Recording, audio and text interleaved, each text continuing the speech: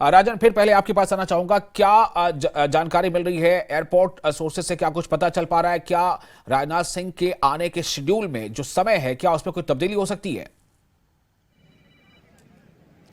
जी देखिए विशाल, कि अभी मैं टेक्निकल एयरपोर्ट के बाहर मौजूद हूँ और कुछ ही देर पहले गाड़ियों का जो काफिला है वो यहाँ टेक्निकल एयरपोर्ट के अंदर गया है, जिससे साफ हो जाता है। हालांकि उनको देरी हो सकती है, नहीं हो सकती है, ये जो है ये भी कंफर्म नहीं हुआ है। लेकिन अपने शेड्यूल टाइम के मुताबिक जो गाड़ियों का काफिला है, जो सिक्योरिटी उनका अमला है, वो यहाँ से अभी टेक्निकल एयरपोर्ट में गया है, क्योंकि 11:20 हमें बताया गया था कि उनको यहाँ जम्मू पहुंचना है। उसके बाद सीधे यही टेक्निकल एयरपोर्ट से ही उनको पुंछ जाना है और वहां पे जो सीनियर ऑफिशियल्स हैं सेना के, उनसे मुलाकात करनी है।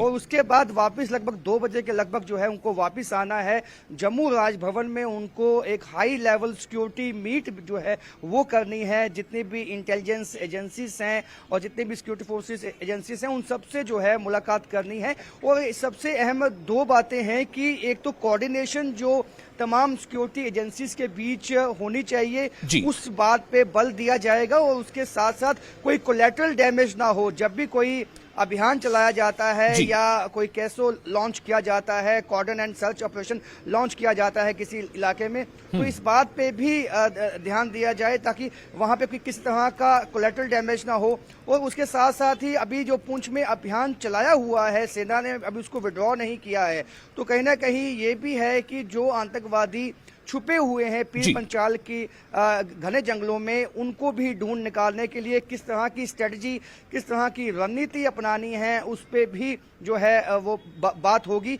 और उसके साथ साथ जो अभी जिस तरह के हालात अब आने वाले वक्त में जम्मू कश्मीर में आने वाले हैं, क्योंकि लोकसभा के इलेक्शन भी होने वाले हैं, उसके बाद असेंबली चुनाव होने वाले हैं, और ऐसे में अगर कोई फॉरेन टेररिस्ट अगर 30 से 35 यहाँ पीर पंचाल की रेंज में जम्मू सूबे में अगर मौजूद हैं, ये एक चुनौती है, चिंता की बात है, चैलेंज है सिक्योरिटी फोर्सेस के लिए। उन तमाम बातों पे जो है वो ध्यान दिया जाएगा और एक रणनीति, एक स्ट्रेटजी तैयार की जाएगी कि किस तरह से इस बात को सुनिश्चित बनाना है कि जम्मू कश्मीर में जो हालात है वो आने वाले वक्त में जो है वो बिगड़ेंगे नहीं। क्योंकि पहले से ही अगर देखा जाए पिछले कुछ महीनों में जो हमारे सिक्योरिटी जवान हैं, जो हमारी सेना के जवान हैं, वो शहीद हुए हैं, उनको क्षति पहुंची है। क्योंकि जो मॉडस ऑपरेंडी है आतंकवादियों का वो ये है कि घात लगा के हमला करते हैं, उसके बाद भाग जाते हैं, यानी कि वो खड़े होकर मुकाबला नहीं करते हैं और अगले फिर कुछ दिनों के बाद जो है वापस इस तरह का घात लगा के हमला किया जाता है। तो इस तरह की जो उनका रणनीति है उसको रीस्ट्रेटेजाइज किया जाएगा, अपनी स्ट्रेटजी को, किस तरह से हम इस न्यू चैलेंज को जो है वो मीट कर सकते हैं। जिस तरह से गोरिल्ला जो वार है वो छेड़ी हुई है, छद्म युद्ध जो पाकिस्तान की तरफ से छेड़ा हुआ है पिछले 3 दशकों से, उसको किस तरह से काउंटर करना है और किस तरह से जो लोकल लोग हैं उनका कॉन्फिडेंस रिस्टोर करना है, उनको एकदम हाथ में लेना है। क्योंकि लोकल लोग अगर उनका सपोर्ट अगर होगा सेना के साथ, तो आतंकवाद वहां जम्मू सूबे में पनप नहीं सकता है। क्योंकि पहले भी जब जम्मू रीजन में जब आतंकवाद को समाप्त किया गया था विशाल, तब लोकल लोगों ने ही जो है सूचना सेना को दी थी और सेना ने बहुत इफेक्टिव जो है अपने ऑपरेशन यहाँ जम्मू सूबे में चलाए। बिल्कुल बिल्कुल बिल्कुल, काफी अहम है उनका ये दौरा और आपसे हमें अपडेट मिलता रहेगा। हम एक बार फिर आप समीर भट्ट के पास जाना चाहेंगे। समीर, कितना अहम है ये दौरा? राजनाथ सिंह वजीर दिफा अगर जम्मू आ रहे हैं, वहां से वो पुंछ जाएंगे, राजौरी जाएंगे, तो ये दौरा कितना अहम है? क्यों है ये दौरा?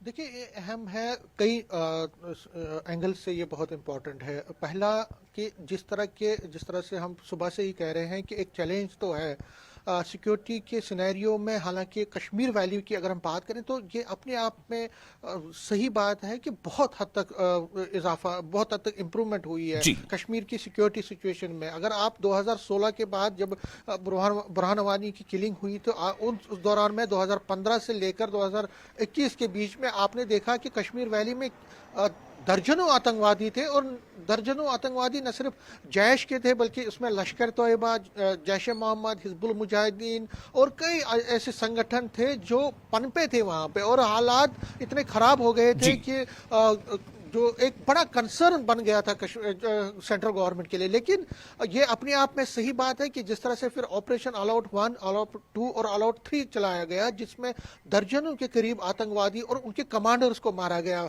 आर्म्स और एमिनेशन उनसे रिकवरी हुई, तो कश्मीर वैली की सिक्योरिटी सिचुएशन तो बहुत हद तक इंप्रूव हुई। लेकिन सिक्योरिटी एक्सपर्ट्स भी मानते हैं कि कश्मीर में जो दबाव पड़ा सिक्योरिटी फोर्सेस का आतंकवादियों पे, वो आतंकवादी कई लोग जो पीर पंचाल एरिया में शुपियां के बेल्ट से, कुलगाम के बेल्ट से, वहां से वो इन्फिल्ट्रेट करके वो वहां पुंछ और राजौरी में चले गए। और ये जो आतंकवादी हैं, जिसमें ज्यादातर कहा जा रहा है कि ये फॉरेन आतंकवादी हैं, फॉरेन टेररिस्ट हैं, ये बेसिकली कई लोग कई टाइम से कश्मीर वैली में भी हो सकता है, जो एक्सपर्ट्स भी मानते हैं, सिक्योरिटी के ऑफिशियल भी मानते हैं कि वहां पे उन्होंने, वहां पे जो दबाव था, उस दबाव की वजह से वो जम्मू आ गए। लेकिन जम्मू में आते आते जब पीर पंचाल एरिया में, खासकर राजौरी पुंछ में जब इन्होंने अपना एक बनाया, तो उसकी वजह से हालात खराब हो गए। और जब हालात खराब हो गए हैं, तो उसके बाद अब सेंट्रल गवर्नमेंट है, वो चाहती है कि जल्द से जल्द इन आतंकवादियों का खात्मा किया जाए, क्योंकि